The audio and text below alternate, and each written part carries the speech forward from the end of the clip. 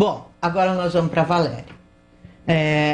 Bom, Valéria, o que está acontecendo? Eu estava perguntando aqui para você antes, o que está acontecendo com os pais de Campinas? Porque a vacinação de crianças atingiu o quê? 20 e poucos por cento, é isso? Já chegamos a 30%, já deu 40%. 40%. Bom, gente, então deu um salto bom, graças a Deus. É quase 40%, na verdade. Só que, apesar de ser um bom número, estamos abaixo da média do estado de São Paulo, né, que já vacinou 60%.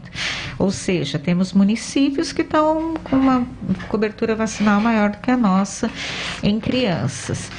A gente tem observado, né, a gente estava até comentando aqui antes de entrar ao vivo, que a vacinação, ela vem perdendo um pouco da importância dela, a vacinação de crianças, ano a ano, antes mesmo da pandemia, que as pessoas estão deixando um pouco de procurar imunizar os filhos, vacinar os filhos, muito porque não dão valor à vacina, acham que as doenças não existem mais, mas para a Covid, a gente observa, na verdade, uma reticência muito grande dos pais em vacinarem as crianças, né? Às vezes receio, às vezes falta de informação, às vezes notícias falsas, né, e desinformação que circula muito a respeito da vacinação e por que a necessidade da vacinação. Tem que entender um pouco, né, que a questão da pandemia, ela vem evoluindo tanto as recomendações contra as vacinas e o próprio conhecimento do comportamento do vírus na população vem mudando, né? Então, quando a gente tinha a primeira onda, a gente não tinha nada para fazer, né? E a gente tinha que proteger as pessoas que tinham maior risco e proteger todo mundo para diminuir a circulação. A partir do momento que a gente passa a ter vacina, no entanto, uma vacina que a gente não tinha em quantidade grande, a gente prioriza vacinar aqueles que têm maior risco de morrer, né? E essa fase a gente já passou da pandemia, a gente já imunizou os idosos, a gente já imunizou os imunossuprimidos, estão terminando de imunizar, recebendo reforços, né? E agora a gente está no momento de vacinar as crianças, porque agora um objetivo maior que a gente tem, além de diminuir o risco da criança, porque o vírus vai procurar uma população que é suscetível à vacina para ele se multiplicar, ele não vai se multiplicar mais nos adultos, o vírus vai procurar aquela onde quem ele consegue protegido. Exatamente. Por quem isso não tá que essa cepa está atacando muita criança também. Exatamente, porque o que acontece? O vírus, ele quer sobreviver, então ele procura onde ele consegue infectar as pessoas para circular, na verdade, né? E quem que não está protegido, onde ele vai conseguir circular, é a faixa etária mais jovem, e ele vai realmente circular na faixa etária mais jovem. A criança tem risco de complicar? Tem, é baixo, proporcionalmente ao adulto é menor. No entanto, existe esse risco e ela pode complicar. Lembrando que a criança, ainda que ela faça a forma leve da doença, tem uma complicação muito grave na criança que ocorre, que é a síndrome inflamatória multissistêmica pediátrica. São crianças que pegam Covid e depois de 15, 20 dias após a infecção, elas apresentam um quadro gravíssimo, que pode levar a óbito, né? Então, isso é uma coisa importante dos pais saberem que não é só a infecção aguda de Covid que pode complicar na criança, mas sim essa resposta inflamatória que ocorre 15 a 20 dias após a infecção aguda por Covid. E a outra situação da importância da vacinação, como eu disse, a gente precisa diminuir a circulação do vírus, né? Então, o nosso objetivo é que tenha o maior número de pessoas imunizadas. As crianças não vacinadas, elas são uma porta de entrada para o vírus continuar circulando. E não queremos isso, né? Não queremos que o vírus continue circulando ativamente, porque podem surgir novas mutações do vírus e novas variantes que podem causar doença mais grave ou não. Bom, Valéria, a gente tem ouvido muito, mas muito mesmo, as pessoas falarem que tem medo, que a vacina é perigosa, que para a criança morre, a criança tem parada cardíaca, né? Dentro daquela história das fake news que você já já enumerou, que é um dos fatores que tem afastado aí as pessoas da vacinação, os pais da vacinação dos filhos. Qual o risco, Valéria, de uma criança que toma a vacina? As crianças, no geral, elas têm muito menor risco de eventos adversos com vacinas, todas as vacinas, do que os adultos, né? Até porque o sistema imunológico da criança é diferente do adulto. Então, as respostas adversas, os efeitos adversos são muito maiores, a gente espera encontrar muito mais em adulto do que crianças, né? As vacinas de Covid que são disponíveis no Brasil para aplicação em crianças, a gente tem duas, né?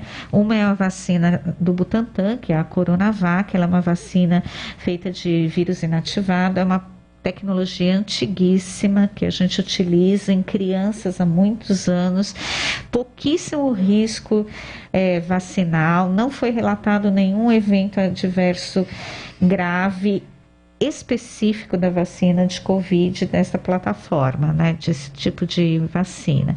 Nem sequer reação, né? Porque ela dá menos. A Pfizer, assim, dá uma dor, tem gente que passou muito mal com a AstraZeneca. Exatamente. A AstraZeneca é outra tecnologia, né? A AstraZeneca é feita, na verdade, de uma outra tecnologia de vírus que ela utiliza um vírus, né? Tá. Então, ela utiliza um vírus como vetor para o vírus do coronavírus. Então, ela está injetando um vírus outro. Então, a chance de você fazer um quadro semelhante a uma infecção viral, com dor no corpo, febre, mal-estar e até aparecimento dos linfonodos, os gânglios, que são popularmente chamados de ínguas, é bastante bastante frequente. Não, assim, no braço ficou meio dolorido, eu tive íngua. Eu não tive Também nada com a Pfizer. A Pfizer, eu só tive dor no braço, mas é a dor da injeção, não tive nada. Agora, a AstraZeneca, menina. Eu tive muita dor com a Pfizer, né? Eu tomei Coronavac, tomei a Pfizer, a dor da Pfizer. Na terceira dose eu tava torcendo para ser Coronavac, porque disseram que Coronavac não dá reação, né? A Coronavac realmente, como ela é uma plataforma muito antiga e usa o vírus inativado, ela dá pouquíssima reação, né?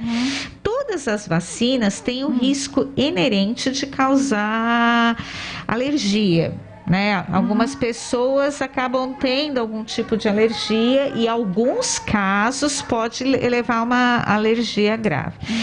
Mas isso que eu falei da Coronavac. A outra vacina disponível é a vacina da Pfizer, né?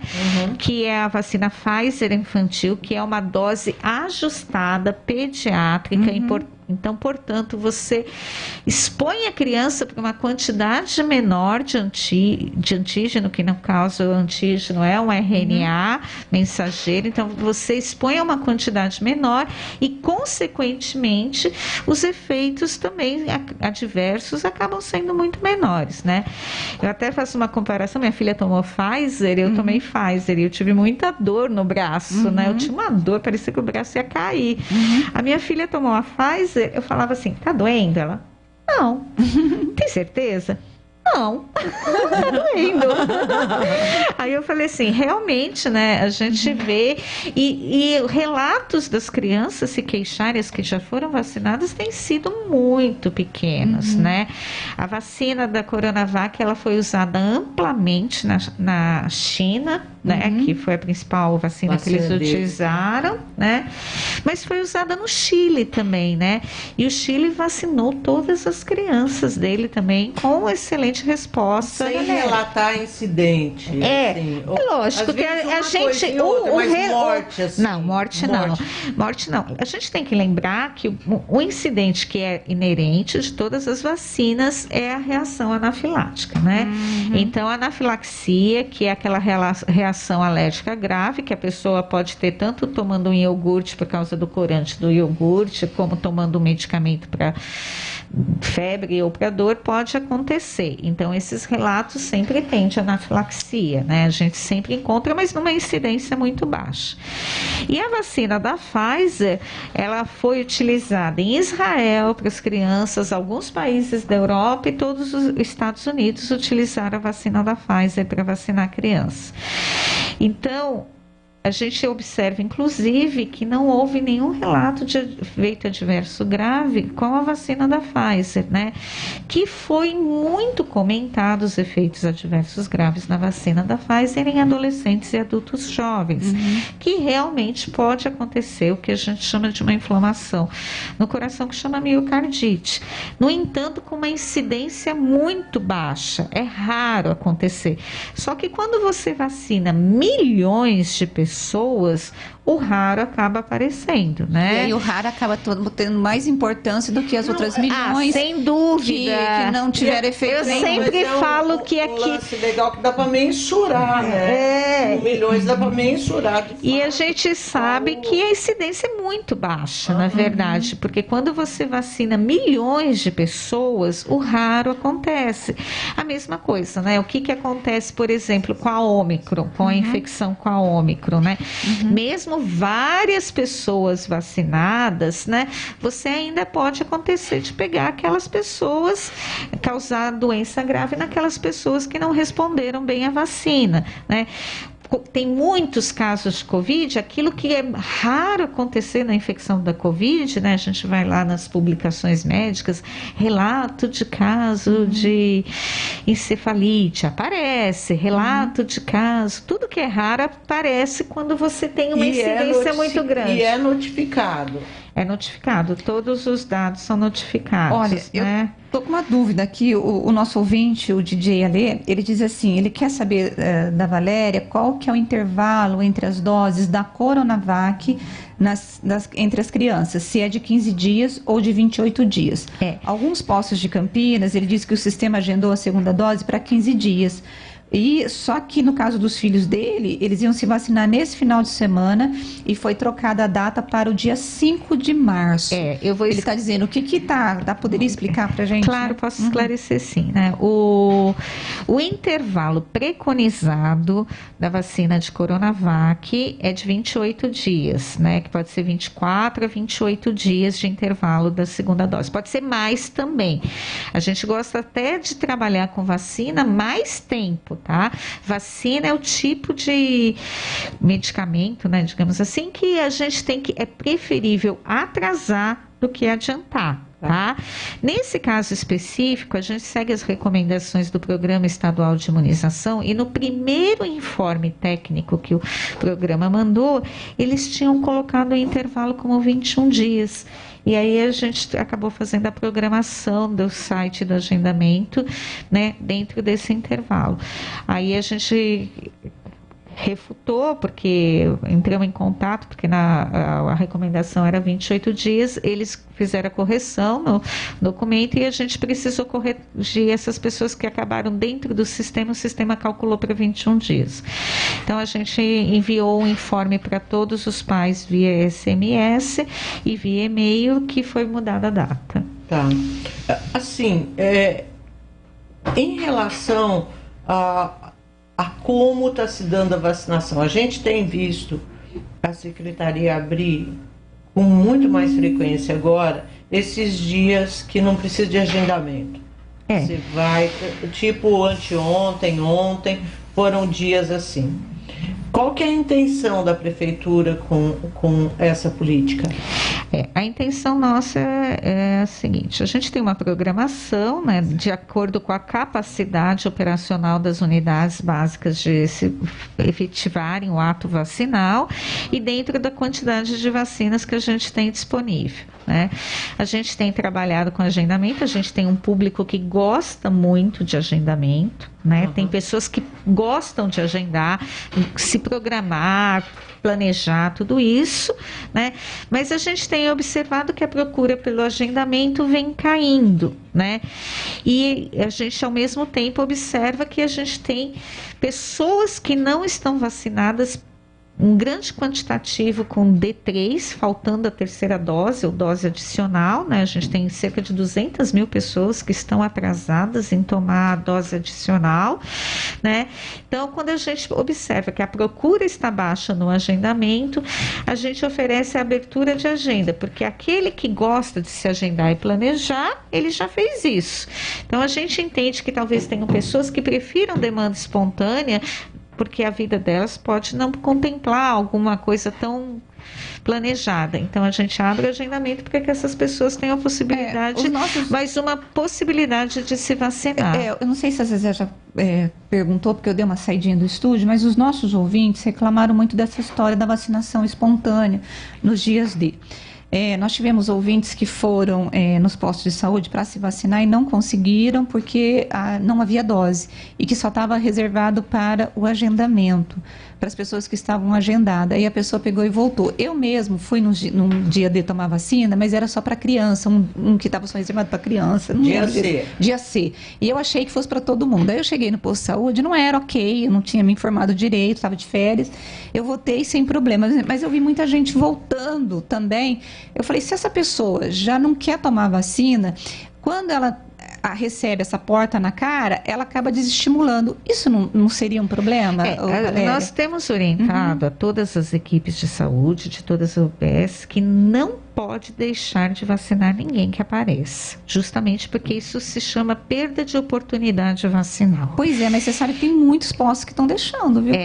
O que pode ocorrer um pouco, porque a gente, assim, é uma logística muito complexa, eu não vou detalhar aqui, mas são 64 unidades vacinando, as vacinas são diferentes, né? Porque a gente precisa prover todos os imunobiológicos, porque a pessoa pode ser aquela que tem que tomar Coronavac, aquela que tem que tomar AstraZeneca, aquela que tem que tomar Pfizer, aquela que tem que tomar Janssen, e aí tem a das crianças, que é a apresentação diferente, a gente tem tentado separar para não dar problemas de erros de imunização, então a gente tem uma logística que é extremamente trabalhosa.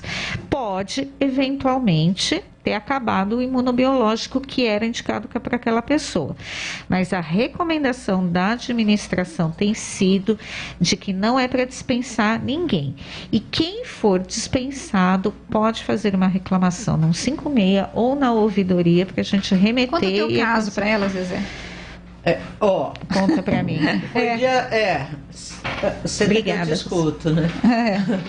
Assim, olha, meu netinho, eles moram em São Paulo, tem um sítio em Joaquim Egídio que eles passam muito tempo. Vêm para cá e ficam aí. Então, assim, moram nos dois lugares, praticamente. E aí foi o dia C, eu falei, vamos lá tomar vacina. Não fiz o agendamento, porque eu não sabia que eles estavam em Joaquim. Aí vieram e falei, não, vamos lá vacinar o bem. Tinha acabado de fazer 6 anos, aliás. E aí eu fui, eu cheguei lá no posto de Barão, o que foi dito foi, não, é só para agendado. Eu falei, gente, não é possível. Porque eu trabalho com isso, com esse tipo de informação. Será que eu estou informando meu público tudo errado, então? Porque não foi isso que foi dito. Bom, então vamos fazer a xepa. Só que isso foi depois de eu falar, depois eu dei uma carteirada, falei que eu era jornalista, e aí o comportamento deu uma mudada. Mas antes de eu dar a carteirada, tinha outras 3 crianças, mães e pais com crianças, que foram embora. E aí eu estava muito brava, né? Aí falei com eles, aí ela falou, mas tem a xepa. Depois que terminar o pessoal agendado, se sobrar, a gente aplica. E geralmente sobra bastante. Falei, gente, foram 3 crianças embora aqui. Foi quando estava com os 20% lá, só 18%. Mas não é possível. Olha, meu neto fez a vacinação dele, tomou a vacina dele. E aí eu ouvi alguém que estava ali da chefia do posto dizendo assim, em relação às outras crianças, mas as abertas acabaram, nós vamos abrir mais frasco? Aí ela disse, vamos, porque eles estão aí e é para eles mesmo, né? É isso, é para eles mesmo. Então essa ideia, sabe, de contemplar todo mundo que está ali, é para eles mesmo. Então tinha para aquelas 3 que foram embora que eu vi, e eu fico imaginando quantas outras. Deixa eu só acrescentar aqui, um ouvinte nosso está dizendo que no Paranapanema é impossível aumentar as doses com o efetivo de funcionários que tem lá. Porque se aumentar o número de doses, não vai ter funcionários para aplicar. A gente tem várias, como eu falei para vocês, é quase uma estratégia de guerra que a gente trabalha, né?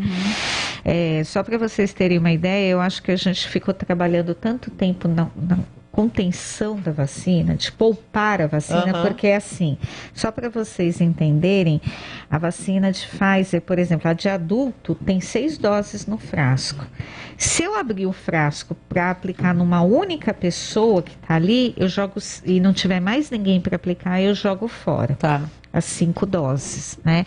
E eu acho que muitas vezes o profissional lá da ponta fica com isso na cabeça, porque ele fica pensando Pode assim, nossa, a vacina de criança da Pfizer tem 10 doses, se eu aplicar só 3, eu vou jogar 7 doses fora, entendeu? Isso é uma coisa que é uma logística muito complexa também. A gente viveu momentos na pandemia, durante a campanha de vacinação, que a gente tinha fila da xepa e ficava ligando para 20, 30 pessoas para gastar aquele frasquinho para não perder a dose, para não jogar fora. Ok, entendi. Né?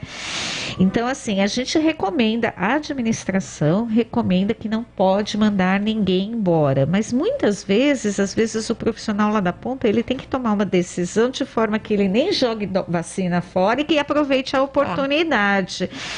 E que às vezes ele não consegue tomar, às vezes nem da forma mais adequada, muitas vezes. Não. Agora eu consegui entender, né? Mas é um negócio Mas é uma conta difícil. Agora imagina quem estava ali e ouviu isso, sai metendo o pau. Porque ao mesmo tempo que a gente não pode jogar dose fora, a gente tem que vacinar. A gente passou por momentos muito difíceis lá por volta de agosto, por aí, porque tinha vacina, a gente não queria jogar fora, não queria desperdiçar o insumo, só que você abria para fazer numa pessoa, ou então a pessoa faltava do agendamento, sobrava 4 doses e a gente teve que desprezar.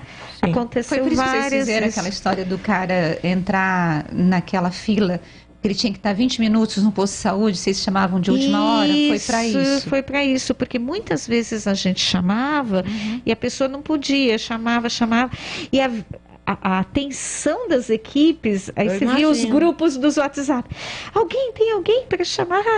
Eu já chamei a lista inteira, não tem mais ninguém, eu tô com 2 doses de Pfizer, o que eu faço? Porque foi um momento que a gente não sabe quanto a gente vai receber de dose, quanto vai ter, se vai faltar para alguém.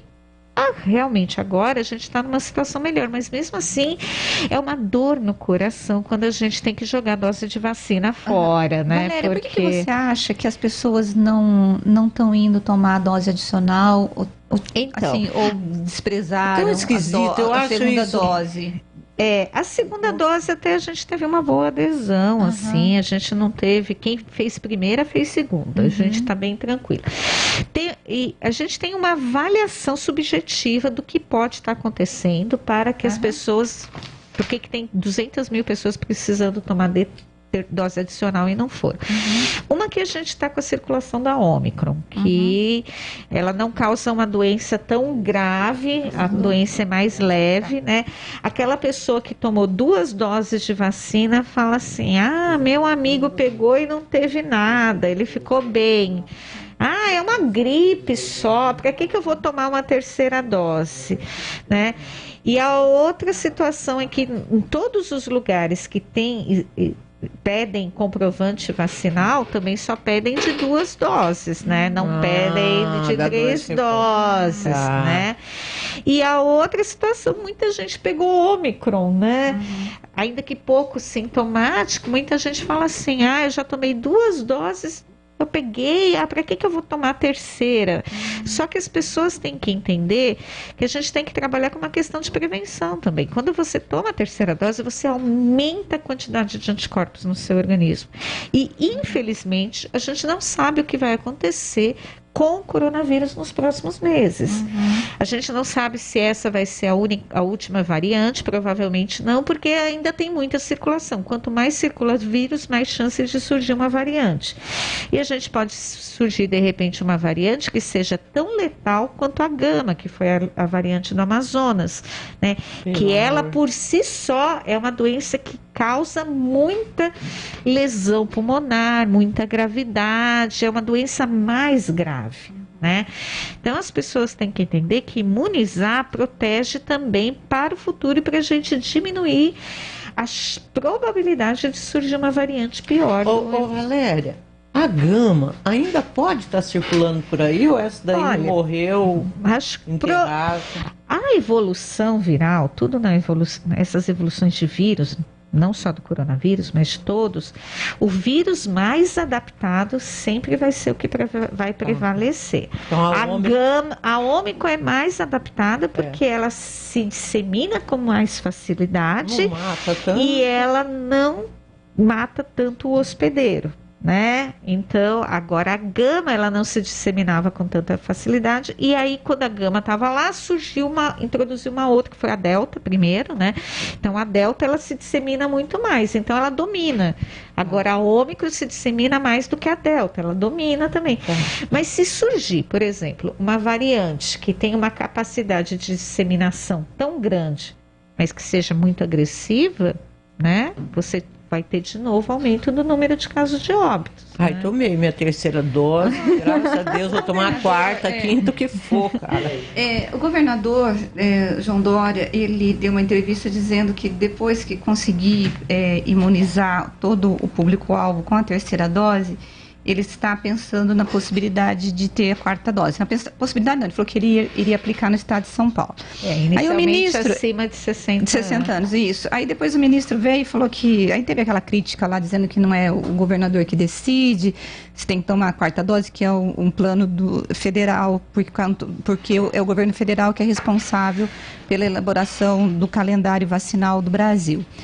Na tua opinião, a quarta dose seria necessária ou não? Então, eu acho que a gente deve fazer tudo baseado no que tem de evidência científica, né? No que a gente tem de estudo. Recentemente saiu um estudo em Israel de aplicação de quarta dose, que não mostrou grande benefício em aumentar anticorpos comparado com a terceira. Tá. Enquanto a terceira sobe bastante o nível de anticorpo, a quarta dose não teve uma subida significativa. É um estudo só, ainda precisa de mais dados. É muito discutido isso da questão da quarta dose, mas ao momento parece que quem fez 3 doses e quem faz quarta dose, não há diferença na resposta de anticorpos, por enquanto, a informação que tem. É o que temos para o momento, né? Pode ser que, de repente, daqui a alguns meses tenha mais estudos mostrando que algumas populações talvez se beneficiem. A gente tem que lembrar que idoso responde mal à vacina, não produz tanto anticorpo, né? Assim como os imunossuprimidos, para todas as vacinas, eles nunca responderam bem, né? Valéria, você falou que... A gente tem que liberar a Valéria, mais um pouquinho. 10. Não, mais um pouquinho. Só mais uma última pergunta. Você disse que a decisão de vocês tem que ser baseada na ciência. Nessa luta contra a Covid, o que foi mais difícil? Foi ter que lidar com a necessidade de colocar leitos de UTI, vendo pessoas precisando de tratamento, aquela coisa de não saber. Porque hoje, quando alguém fala para mim assim, peguei Covid, eu já não me preocupo mais, de verdade, Valéria. Tipo, não do jeito que eu me preocupava em 2019. Quando alguém falava, peguei Covid, eu ficava apavorada, porque dali a alguns dias a pessoa estava conversando comigo, de repente estava na UTI. Ninguém era vacinado. Ninguém era vacinado, exatamente. E como agora as pessoas são vacinadas, o efeito colateral da doença, nossa, assim, né, bem menor. O que você acha que foi mais difícil? Lidar com a doença? Né? Vacinado e tudo, treme e vai para o hospital. Nossa, mas não é possível. Não é? Lidar com a doença ou lidar com essa desinformação e essa luta contra a vacina? Porque nunca se perguntou, as pessoas vão vacinar nas campanhas de vacina. Eu lembro que eu ia levar minha filha, eu nunca perguntei para o médico qual era a vacina que estava sendo aplicada, ou qual laboratório, o que era o insumo. E de repente, com a Covid, virou uma disputa ideológica, né? O que foi mais difícil, você acha? Sem dúvida, eu acho que o mais difícil é o negacionismo da ciência. Porque a partir que você tem isso, você não consegue nem fazer uma comunicação do risco adequado. né? Porque é lógico, a gente tem dificuldade do leito, tem dificuldade disso, mas se você tem alguém que compreende, que leva e que sabe das necessidades, sem dúvida, eu não tenho dúvida nenhuma que a condução da pandemia talvez tivesse sido melhor, né? O negacionismo, ele tem andado, tem se enraizado demais, mas é uma dificuldade que infelizmente surgiu com toda a força durante a pandemia e parece que ela não vai embora, né? As pessoas começaram a questionar tudo. Hoje eu estava até brincando, né? Uma moça veio da IPTV veio me entrevistar, ela fala assim, infectologista, né? Ficou famoso agora, né? Aí eu falei assim, antes da pandemia ninguém sabia quem era infectologista, nem para que servia. Agora, com a pandemia, todo mundo é infectologista. Você teve aumento de salário? Isso você não teve, né? Não, teve não mais tive trabalho, nenhum. né? Trabalhei loucamente. Mas agora todo mundo é infectologista, todo mundo tem uma opinião sobre vacinas, sobre evolução de vírus, sobre comportamento da doença, né? E todo mundo tem razão agora, né? Então tem sido bem difícil essa falta de acreditar na ciência e as pessoas desqualificarem, na verdade. Acho que isso é mais duro. Desqualificam quem faz isso. Eu tenho certeza que vai durar um tempo, mas depois eu acho que a gente volta a acreditar naquilo que é baseado mesmo na ciência, porque era como a gente sempre trabalhou em saúde pública, né? Quem trabalha com imunização, saúde pública, sempre acreditou nisso. Bom, eu quero agradecer muito a Valéria, médica infectologista do Devisa de Campinas, e assim, torcer, a gente torce muito e o que a gente consegue fazer aqui no microfone a gente faz. A gente todo dia fala de vacinação. Obrigada, Valéria, obrigada, Marina Vancini, que está aqui também. Eu agradeço muito, muito a imprensa, toda a oportunidade de falar de vacina e da importância disso, tanto individual quanto coletiva, para a nossa sociedade. Obrigada. Obrigada.